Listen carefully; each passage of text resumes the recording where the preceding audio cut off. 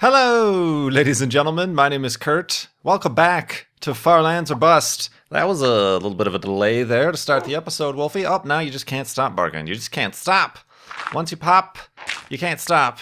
And we are going to pop on out of our hidey hole here from the end of the last episode, secure the entrance, and continue west here in episode 482 of Far Lands or Bust. Yes, indeed, 482. This way is west, so let us... That's west, right? Yeah, that's west. So let us continue in this direction. Today is Wednesday, May 13th, 2015. Wednesday. And yeah, we are doing great. Great work, everybody. Give yourselves a pat on the back. For donuts in the conference room, everybody. We've had a great quarter. The Child's Play charity, fundraiser over at farlandsorbust.com has gotten, oh my gosh, it's gotten a huge jump. Oh man, sorry, I got distracted. Somebody didn't get their morning walk, which is completely my fault, and she has too much energy. I'm speaking, of course, of Eva. She just came bolting into the room, and it frightened the bejeebus out of me. And now she is resting her toy at my feet, because it is obviously playtime. I'm sorry, Eva, but we are recording Far Lands or Bust. What was I going to say? Oh yeah, we're raising a lot of money for Child's Play charity. The last episode was an hour-long episode. We recorded live last Sunday. Woof, yes, what live? Wive? We recorded that live, didn't we? We recorded that live. Whoops, going the wrong way. Hello. And we raised a bunch of money during the live stream, but even since then, the money came in during the live stream that I wasn't able to account for, and then afterwards, a huge jump. Didn't we end on 77% or 78%? I can't remember, but now we're up to, we raised like another $1,000 since that last update, I think. Or maybe I'm mixing up. Still, who cares? We're above 39,000. $39,505.59, 79% of the way to our $50,000 goal. What is that? $10,494 remain? We can do that, no problem. We want to try to do that before June, or beginning of June, because that's a nice time, I believe, where we could start planning and holding our Flobathon live stream, like the official awesome end of the season live stream, at the end of which we press F3 to find out how far we've walked. And more importantly, all that money goes directly to Child's Play charity, helping get toys, books, and games to kids in hospitals around the world. We've been supporting them for 4 years. This coming June will be 4 years. So yeah, $39,505.59. Amazing! Thank you everybody who's donated. I did copy down all the questions I received during the squeakers, during the, sorry about the background noise. Perhaps it was a poor choice to get noisy toys for your dog if you do recordings. Perhaps, what was I saying? Oh, man. That's just going to distract me the entire episode. Oh yeah, I got the questions that people asked during the live stream, so I got those all lined up for today's episode. I'm also a little bit distracted and out of sorts because I have a new office setup. I really didn't share too much about the old office setup, but if you follow me on Twitter, you know that over the past week, I got a new hard drive for... This is how my computer is set up, basically. Tons of hard drives. Hard drives for days. I have my system drive, my C drive, where my Windows is installed. That is like a, what is that, a 60 gigabyte SSD. SSDs, solid state drives, were kind of expensive when I built this computer almost over 3 years ago. 4 years? 3 years? 3 years ago. And so I got the 60 gigabyte just system drive. I have a 120 gigabyte solid state drive as the games, where I install all of my games.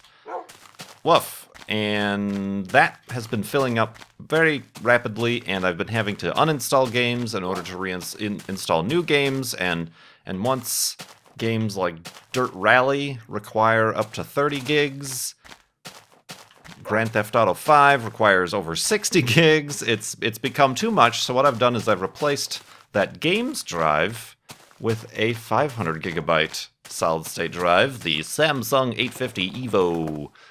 And I did that a couple days ago, and in the process of removing my computer and opening it up and dusting it off inside, remember to do that, kids. Remove the fan from your heatsink and dust the heatsink blades. I think for the first time ever, I took out my graphics card and took off the plastic cover and the fan, and boy, that heatsink gets really gucked up.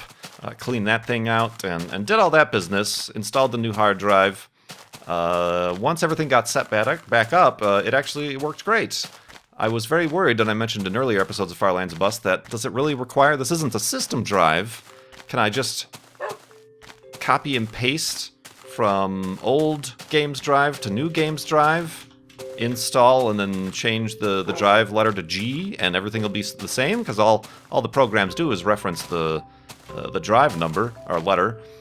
Is that the way I can do it, or do I need to do some sort of fancy cloning thing, or do I need to reinstall all my games from scratch? I'm here to inform you that if you do have a separate drive, or maybe even a separate partition for just your game installs, whether or not it be Steam or normal installations, you do not have to do any fancy pants stuff. All I did was copy and paste. I mounted the new hard drive to a little dock that I have through a USB. I just copied and pasted the files from old games drive to new games drive, and then I swapped them out, and then changed the new games drive letter to G, and all my games are loading fine on Steam. My Minecraft has launched and is running great. So that is some your Farlands or Bust tech tip of the day. An easy hard drive swap, and that's I guess a reason to keep your system drive a small but completely separate drive, and then make all of your other installations, your game installations, obviously your documents and everything else, into separate drives, because then it makes processes like that a lot easier. If I had only had one solid-state drive and both my system and my games were installed there, that would have been a bigger headache. Of course I did.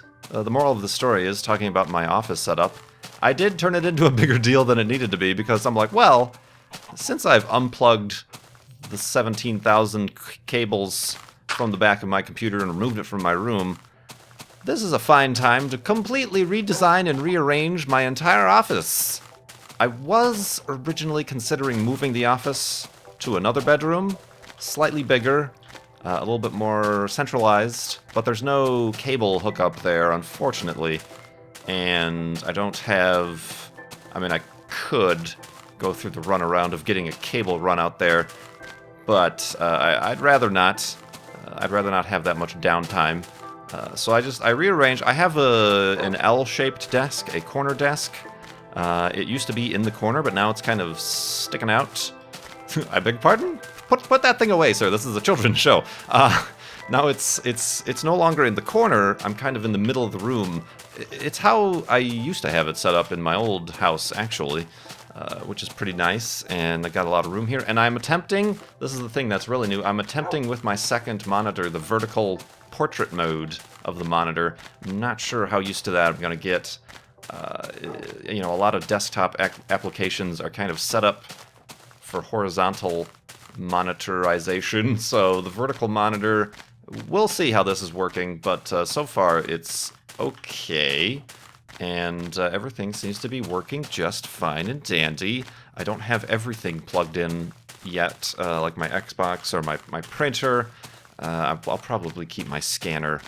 I always say that, I'm like, I don't need my scanner anymore, and then 2 days later I need to scan something. But yeah, everything seems to be working all right. I hope the audio and the acoustics have not changed at all, or noticeably, or anything like that. I'm still fiddling with the monitor it's not high enough, it's too low, so there's all that going on. But so far, I think it's working out all right, and we're just trying to get used to it here. Yeah, new office setup. New office setup indeed.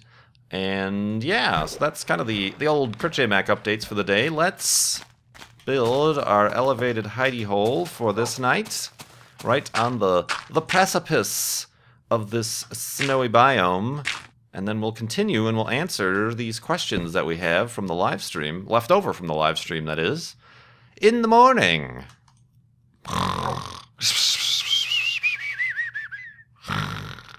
And reorganized officeness. Woof to you too, sir. Woof to you too. I do kind of, in hindsight, wish I didn't have such a large L-shaped desk. The flat desks, just the standard slab of wood or whatever, possibly preferable, because I do have this whole other L part that I'm not really using. I suppose when I do get a second computer for recording and rendering to separate those two processes, I suppose that might be good. I'll have one computer on one side of the L and then the other one on the other. Does that make sense? Am I making a sense? Does the sense get made from these sentences I'm proclaiming to you? But anyway, that's enough about my office. That's enough about me. Let's talk about you. Let's talk about you by answering some of your questions from donations. This one from an anonymous donor. Do you think the future of space exploration will depend on organizations like SpaceX, or will NASA remain the leader? Well, it's going to be both. Like right now, it's both. SpaceX exists primarily because of NASA, because NASA is contracting out the work to SpaceX. I don't believe that SpaceX is just going to up and decide to launch to the moon without funding from and expertise from NASA and whatnot. Obviously, and even the facilities of NASA. They're using the NASA facilities. Well, right now, I suppose technically they are on the what's the Air Force base? It's not Cape Canaveral. Cape Canaveral Air Force Base is where the launch pad for the current SpaceX rocket is. Of course, they've rented out and or bought out Pad 39A, which is where the space shuttle used to launch from, in order to launch the the SpaceX Falcon 9 Heavy, I believe, is what their intended purpose is for that. So that it goes hand in hand. They are building their own launch facility in Texas, though, I believe. So that's going to be interesting, but it is going to be used to launch commercial, contracted work, both for commercial companies and possibly NASA. So yeah, I think it's going to be hand in hand, but I think the future is going to be both hand in hand between commercial spaceflight and a government agency like NASA, but also what's the word I'm looking for? Multinational. It's not just going to be NASA. It also has to be ESA. It also has to be JAXA, the Japanese Space Agency. The Chinese Space Agency is obviously, they have their own space station and are doing things there. We would have to obviously overcome a lot of our political differences and I suppose strife between the two, and that would have to happen. Obviously, also Russia.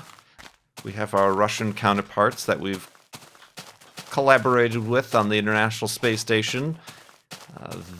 That would have to go hand in hand, I believe. So, as far as the future of space exploration, the big stuff is not going to be easy for any one entity to do. In my, the way I look at it, the way my painting has been pictured. What? So I think a lot of people would probably agree, but yeah, let us continue on here. We got another question and another very generous donation from Drever Sylvanus, who I have been corrected. They came back to correct me in saying that their name is not at all a Game of Thrones reference. I apologize. I do not watch Game of Thrones. That sounds like a Game of Thrones name, does it not? It is not a reference to Game of Thrones. It is apparently an original amalgamation of multiple names that mean different things and have different origins. Sylvanus, I believe I looked that up, and that was kind of Greek. There's some sort of Greek connotation there. So I do apologize for jumping to conclusions. I don't watch the Game of Thrones, nor do I read, nor do I keep up with. I was merely making an observation that your name seemed mythical at best, but I do appreciate your very generous donations, even if it is to come back and tell me that I was incorrect. Oh, man. We have a question here from High Five Felix. If you were to have witnessed anything at any time in the past, present, or future, what would you want to have seen? Probably a space shuttle launch from up close, like from the NASA social, the 3 mile away distance. That is something I would have wanted to see. I suppose by extension, if I could go even further in the past, a Saturn V launch. Good gravy. It'd be crazy. But yeah, that's the one thing I just like, oh man, I really missed out on that. And there's no chance in the future at all, ever, to see such a thing as that. Obviously, there is going to be a chance for, like I said, the Falcon 9 Heavy, the whatever the SLS program is going to end up doing, and whatever other potential. But to see, there's something just special about a space shuttle. The space shuttle is kind of my, growing up, generation's spacecraft to have looked up to, as opposed to, our parents, or perhaps the Saturn V, the moon landings, and now you young whippersnappers growing up, children now are probably, they don't have a space plane. They have, the SpaceX, the heavy, those spacecraft and just, standard, your rocket-style ships. But the space shuttle seems like it would have been something special to see. So that is probably the one thing I regret not being able to see, and I wish I could. If I were to be able to go back, that is something I don't know why, but this coal, it calls to me. I must collect some of it. So yes, thank you, High Five Felix, for that. And I provided the answer, you provided the question, and the donation to Child's Play Charity. An anonymous donor asks, as you were an art student, what artists inspired you? I can't say very many. I mean, it's a weird thing. I can't say I was too much of a consumer of art as I was a maker of it. I mean, obviously you look at examples and you look at history. As an art student, you are required to take a certain number of art history classes.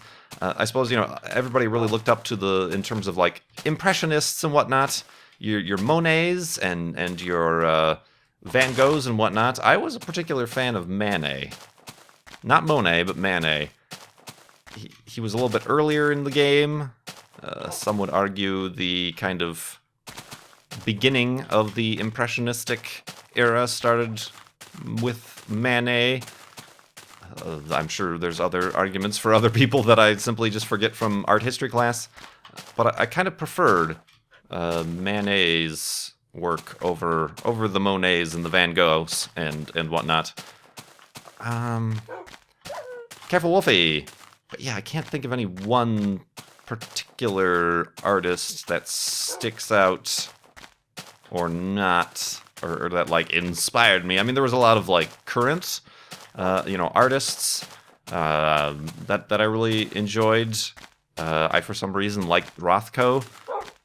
Just the blocks of color obviously is all he's really famous for. But I really liked, it was really about like texture and color and stuff like that is something I always enjoyed.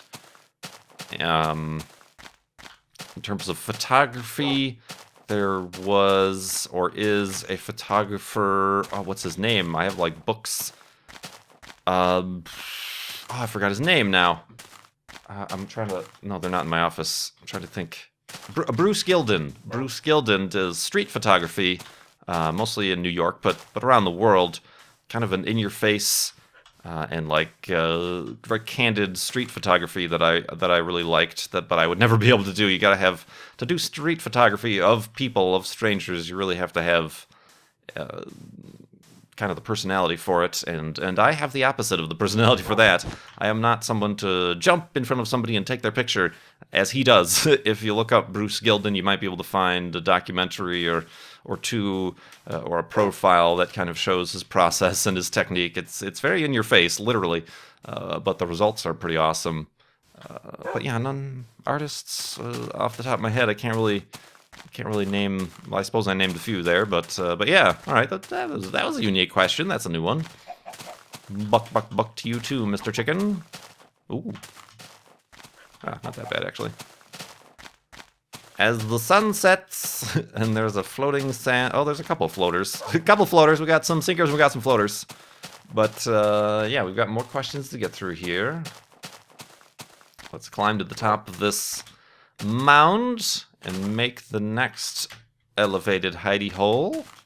Ooh. Boop. Let's go. There we go. All right. Let's do it right here. Whoop, that is not at all how you do this, Kurt. There we go. Wolfie, no. No. Stay there. Good, Wolfie. Boop. And a boop. Oh god, I'm in the bed. Am I in the bed? I'm sort of in the bed. I've transmogrified into the bed. Alright, there we go. I don't know if that has something to do with the floating point thingy, but that is the topic of a question we're gonna get to in the morning.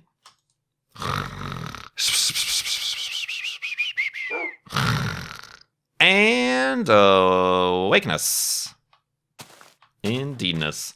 But yeah, somebody asks, Pyramid Empress asks, I noticed that placing your bed is getting harder with the jitter as time goes on, and the block alignment. As time goes on, the block alignment will affect your ability to move, craft, and break blocks. Will that happen at the next threshold? Or might difficulties of that nature happen sooner? Well, to the best of my knowledge, these thresholds double each and every time. As you know, previously, actually how many arrows do I have? I could use another arrow. Skeleton residue. The previous threshold, we were 1 texture pickle? Texture pickles. Texture pixels off, and now we're 2. That was a very sudden instance that happened. The next time we roll over another decimal point in the floating point precision, this is the way I think it works, but we're going to be 4 texture pixels off. And that will be a thing to behold, but because it is also double, it's also going to take double the time. So the time between when we noticed 1 pixel off to 2 pixel off, we have to double that amount of distance before we reach the 4 pixels off. And then further from that, double the amount of time, and it's going to be 8 pixels off, a full half a block. I'm not sure how that's going to affect my movement. It doesn't, it really doesn't affect my movement per se, and I will still, just like I am still able to place blocks despite the block offset and things still place correctly. It's just going to have to, I'm just going to have to like compensate. I'm going to have to realize that I'm placing the block based on the block selection and not on the actual appearance of the world around me. Does that make sense? So I don't know. I mean, even a full half a block off, I don't think it's going to be that big a problem. The problem is going to come into play when this positional error causes the terrain, things like entities and falling blocks, to duplicate at the far lands. That's why there is actually a lot of lag at the actual far lands, because say there's a piece of sand up there, it falls, it will continually keep falling because the block is basically duplicated, if I'm to understand how it works. So that is where the problems are going to come into play. I'm not sure if things like glitching into blocks, glitching into trees, or whatnot is going to be a problem. That's the whole reason we're on the journey, is to kind of test these boundaries and experience these bugs. A lot of them are going to be problematic, yes, but we can't know until we do it. So that is kind of the purpose of the journey, if you are to believe me. In addition to obviously raising money for Child's Play charity, to which I appreciate your donation and your question. I don't think anything is going to happen sooner. I think things are going to be like this for a while. Like I said, for double the amount of time between the previous two thresholds, I suppose you can call them. I think. I'm not sure. I think. So, yeah, I think that makes sense. So, yeah, continuing on here. I've got a question from XX0R the second. You've mentioned many times that you like old cars, but your tastes seem rather expensive. Chevelles, 57 Chevys, etc. Those are my tastes, yes, but, you know, I also like Jaguar F-Types and Aston Martins, you know, so tastes are kind of different from goals, but I'll continue asking the question here. Have you ever considered buying a more modest classic? For example, a 6-cylinder Impala or Malibu, or a 6-cylinder Mustang or Camaro or Dodge Dart, or a modest import like a Datsun, a Celica, a Volvo, or a later MGB or the like? It'll still be fun, and the average street pleb won't know the difference anyway. Well, I can't, you know, obviously I have my preferences. I mean, my real preference, I really like rat rods, and like the old, not necessarily old, but the old style, the rusty, the primer, the kind of, the rat rod, the hot rod style. You know, those can be pretty cheap. Those can be pretty cheap, but mostly they need to be built. You need to build them. So it's not so much the funds I lack, obviously, but it's more so the knowledge and the available workspace that I lack to make one of those, to have one of those. But yeah, I've always considered, you know, if and or when I do, which is still looking at my fundage, years away, that I would be able to have a quote-unquote fun car, whether or not it be a classic car, or I've always considered, well, maybe it should be something I can drive and have fun driving, like, you know, maybe I can find a Miata or an S2000, or say in a couple years when the price of used BRZs come down, you know, maybe something like that would be better, or you know, I've always considered, yeah, probably the thing I'd want to do as a first classic car to own would be to get a little bit of a simpler, less expensive, you know, I would definitely want to probably spend less than 10 grand on a car. Maybe like you know, I really like you know, an old Ford, you know, a Ford Falcon or something small like that, but still aesthetically pleasing. I'm into the aesthetics. Something, you know, just a cruiser. I'm not going to be racing this thing or entering into drag races or any even car shows, you know, to win some sort of numbers matching, pristine original paint job, sparkle trailer queen type of contests. But, you know, just something to have fun on, something to learn on.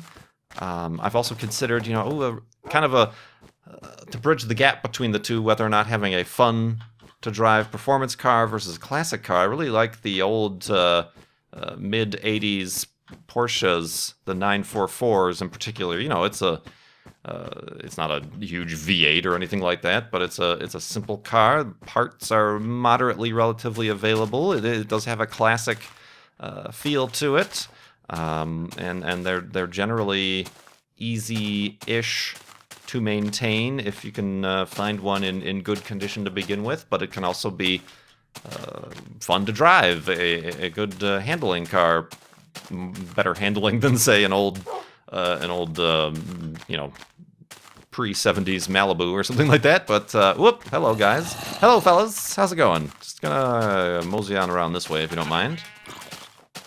So yeah, that's always a consideration. I'm always against much good judgment. I'm always scrolling through classic Auto Trader. Oh my gosh, that was dangerous. Why did I do that? Oh man, classic Auto Trader and other, you know, Craigslist's and things like that. Just seeing what's around. There was a really nice. Speaking of Malibus, like a, what was it? It was like a 74 or a 72 or was it a 68? There was a Malibu. It actually had a V8, but it was like under 15 grand in the area. That has since disappeared from the listings. It was really nice looking, but dang it! It had like the matte black paint job. I was like, oh, that would have been great. But now is not the time for such things. We must be frugal in our attempts to continue to feed ourselves and maintain a roof over our houses. A roof over our houses. That is the definition of excess, my friends. Your house has a house. No, a roof over our heads, excuse me. Oh man. But yeah, that's probably the best way to go about it. Whoa, careful, Wolfie. Boop.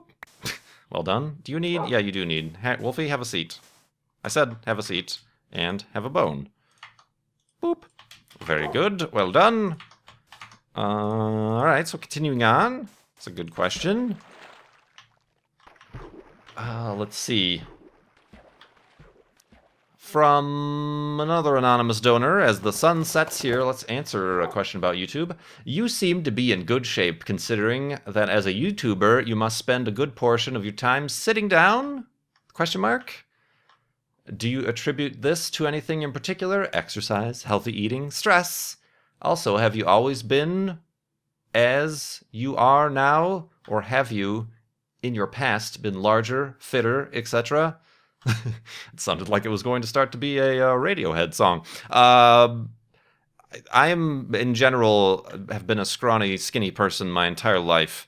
I gained some poundage throughout college. The easy and open access to large quantities of food in the cafeteria was a bad thing.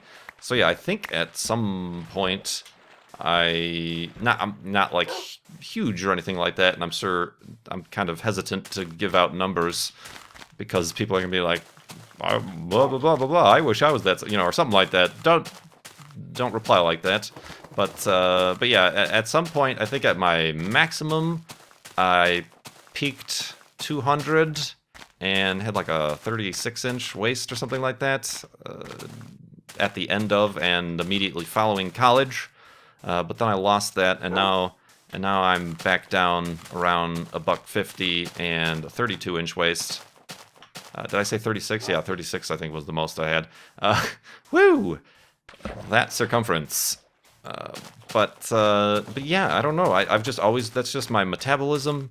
It might have been a lot to do with the gluten thing. I was always feeling a bit ill, and a side effect of being allergic to gluten is that your body does not absorb all the calories and nutrients it doth desire. So a lot of people who have either full-blown celiac or other insensitivity to gluten or any sort of thing like that tend to be unable to gain a lot of weight, or any weight for that matter. Excuse me. So that might have had something to do with it too, but I've always been kind of skinny. I've tried to remain healthy. I do my best to avoid gluttony, I suppose. Since obviously I've stopped drinking beer. Beer was always a big caloric intake situation, and drinking in general. I've cut out. I don't do fast food, or I haven't had like a soda in well over 3, perhaps 5 years even. That was even before YouTube. I cut out soda. I think I was drinking a lot of sodas at my job, that web design job that I loathed so much. So I think I cut that out, and fast food, and yeah, I mean, I don't really, for a while there, and I mentioned on Far Lands or Busts and YouTube that I was like getting into doing push-ups every day, and I got a pull-up thingy. That has since ceased. So yeah, I'm not even really doing that anymore. So sorry, the gun show is over, because there are no more guns left.